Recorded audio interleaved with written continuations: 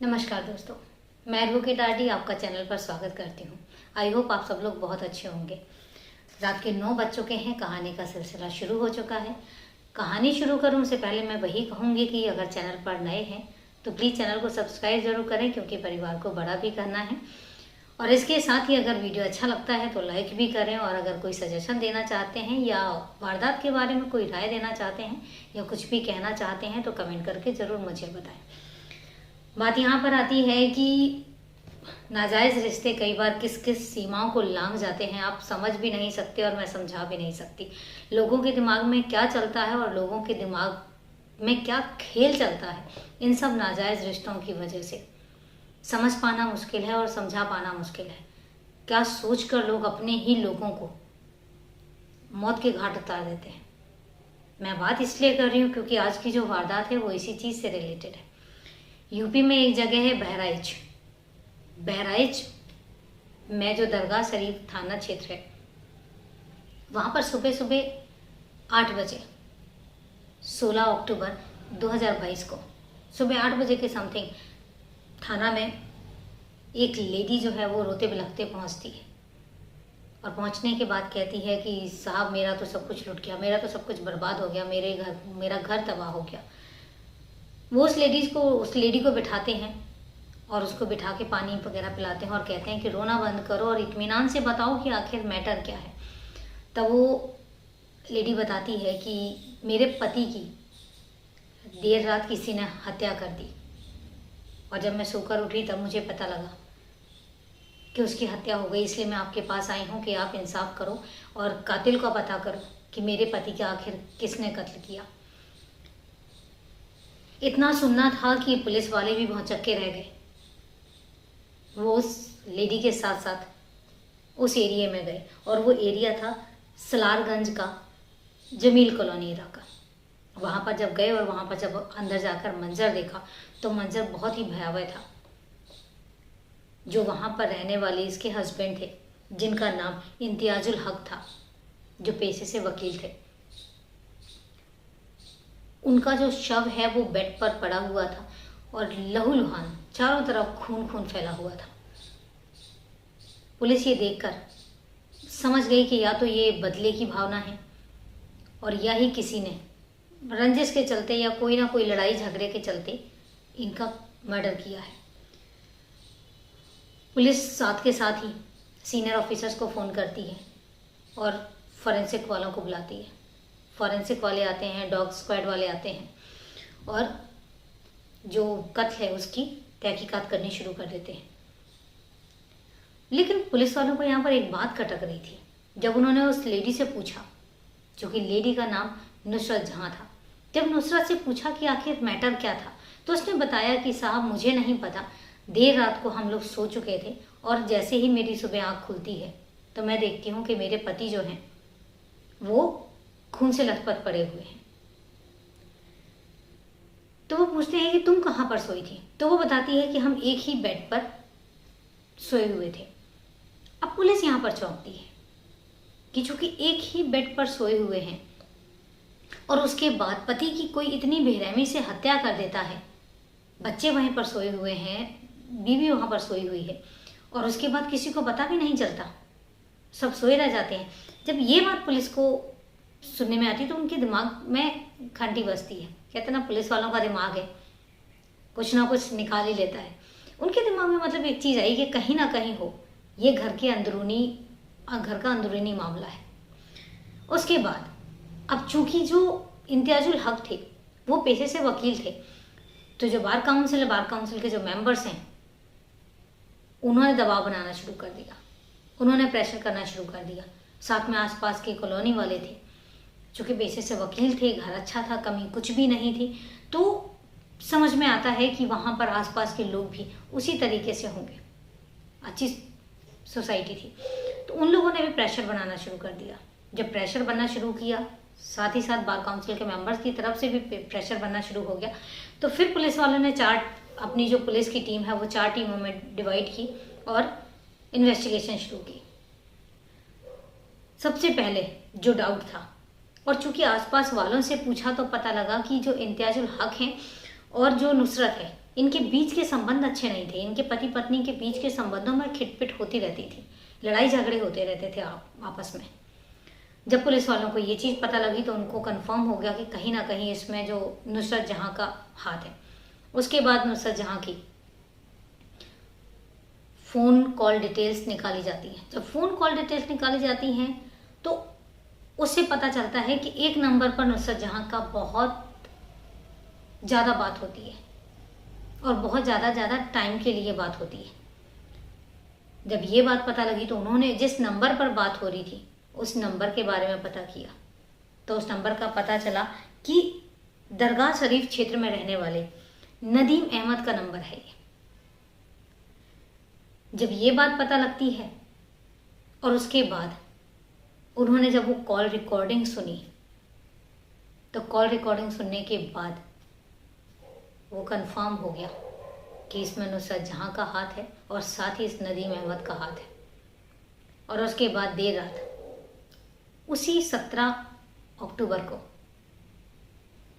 वो नदीम अहमद को दबोच लेते हैं। जब नदीम अहमद को पकड़ते हैं और उससे कड़ाई से पूछताछ की जाती है तब पता चलता है कि नदीम अहमद बताता है कि उसने और उसके दोस्त ने मिलकर, उसका दोस्त है इमाम दाऊद ने मिलकर इम्तियाजुल हक का मर्डर किया है। और इन सब में उनकी बीवी नुसरत जहां भी शामिल है। जब ये चीज़ पुलिस सुनती है, पुलिस को पहले से भी शक था, और जब ये बात सुनती है तो पुलिस उसी 17 अक्टूबर को ही देर रात जो इमाम दाऊद है उसको और नुसरत जहां तीनों को गिरफ्तार करती है। और तीनों को गिरफ्तार में 24 घंटे में ये केस जो है वो शीशे की तरह साफ हो जाता है, पानी की तरह साफ हो जाता है। और तीनों को वो गिरफ्तार करती है। गिरफ्तार करने के बाद जब पुलिस स्टेशन में लाया जाता है और पुलिस जब पूछताछ करती है, और चूँकि पुलिस की पूछताछ जो है ना शुरुआत में तो बहुत नॉर्मल होती है, लेकिन जब वो अपने पर आते हैं तो वो किस तरीके से पूछताछ करते हैं ये हम सब जानते तो नहीं है, लेकिन सुना जरूर है। तब पूरी कहानी जो है वो निकल कर आती है। पूरी कहानी ये थी कि दरगाह शरीफ जो सलारगंज का जो जमील कॉलोनी है वहाँ पर इम्तियाजुल हक जो है अपनी फैमिली के साथ रहते हैं। इनका एक और भाई है वो दूसरी जगह रहता है जो कि, और उसके जो पेरेंट्स हैं इम्तियाजुल हक के, वो अपने दूसरे बेटे के साथ रहते हैं। इम्तियाजुल हक अपनी पत्नी और 2 बच्चों के साथ इस जमील कॉलोनी में रहते हैं। पेशे से वकील हैं, घर में कोई कमी नहीं है, अच्छी खासी फैमिली है। और चूँकि माने हुए वकील थे, कहना यह है कि अगर इम्तियाजुल हक के पास कोई केस आ गया तो ये समझ लीजिए कि 99% उम्मीद होती थी कि केस वो जीतेंगे ही। तो समझ सकते हैं आपकी पैसे वाली फैमिली थी। बच्चे जो हैं 2 बच्चे थे, दोनों ही पढ़ने में होशियार थे। इम्तियाजुल हक की जो उम्र है वो 40 साल थी और उनकी जो वाइफ नुसरत की उम्र है वो 35 साल थी। बच्चे भी 12-12, 13-13 साल के बच्चे थे दोनों। चूँकि पढ़ने में इंटेलिजेंट थे, बाकी सारी लैंग्वेजेस भी सीख रहे थे, तो इम्तियाजुल हक को लगा कि क्यों ना मेरे बच्चों को अरबी भी आनी चाहिए। भाषा होती है, कई बार काम भी आ जाती है। तो उन्होंने जब इस मैटर में और बाकी अपने दोस्तों के साथ सलाह मशवरा किया तो एक नाम सामने आया नदीम अहमद का, कि नदीम अहमद जो है वो अरबी के बहुत अच्छे उस्ताद हैं। तो इम्तियाजुल हक ने उनसे संपर्क किया और उनको होम ट्यूटर रख लिया कि वो घर पर आकर अरबी की तालीम जो है वो बच्चों को देंगे। अब जब वो घर आने लग गए तो उनके लिए जो चाय और नाश्ता देने का काम था वो नुसरत जहां का था। तो नुसरत जहां डेली उनको चाय और नाश्ता लेकर आती थी। शुरू में हल्का फुल्का बातचीत के साथ उनकी जान पहचान शुरू होती है, और उसके बाद जब वो डेली आने लग गए तो धीरे धीरे ये जो बातचीत है ये दोस्ती में परिवर्तित हो जाती है।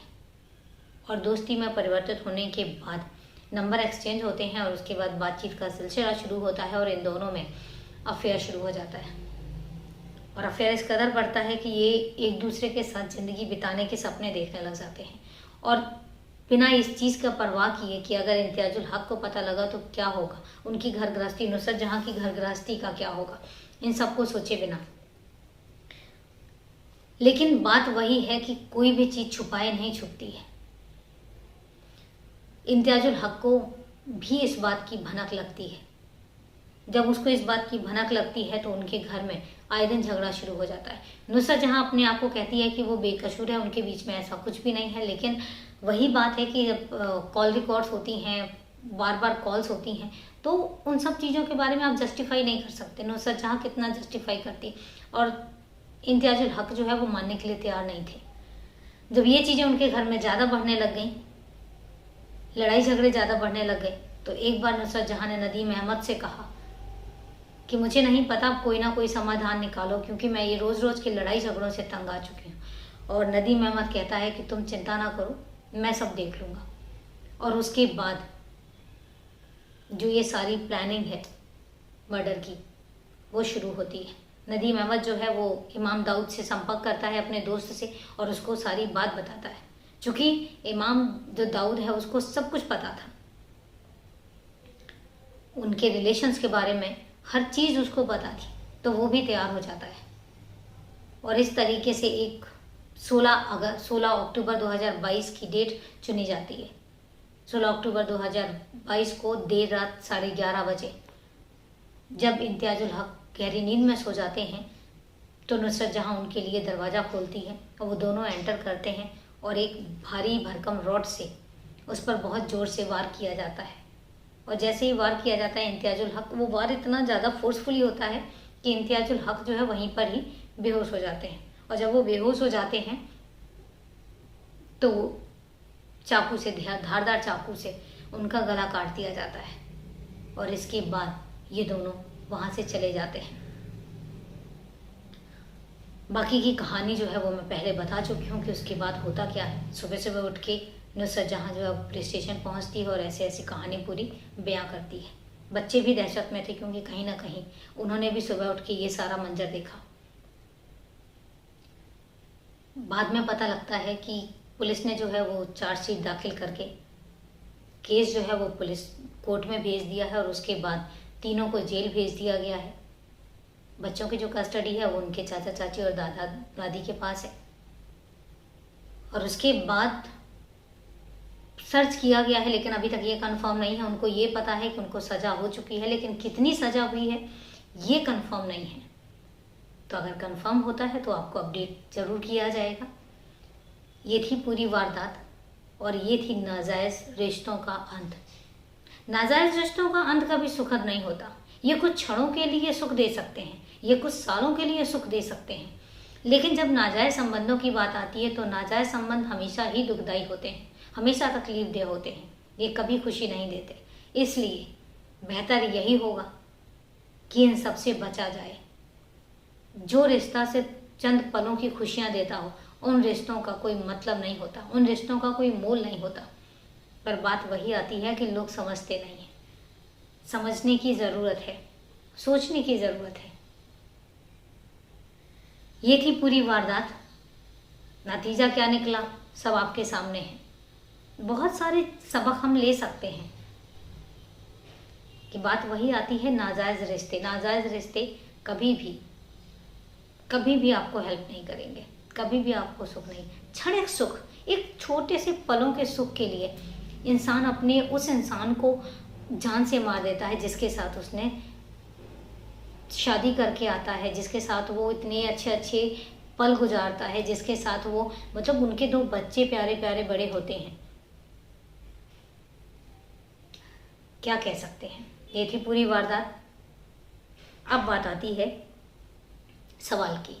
मैंने एक सवाल किया था कल के एपिसोड में कि दुनिया की सबसे ऊंची बिल्डिंग कौन सी है, दुनिया की सबसे हाइट टॉलेस्ट बिल्डिंग कौन सी है, सबसे ऊंची इमारत कौन सी है।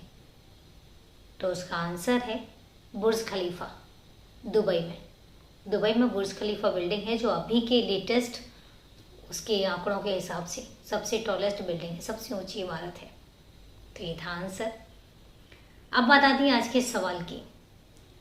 आज का मेरा सवाल है कि एक अगुलहास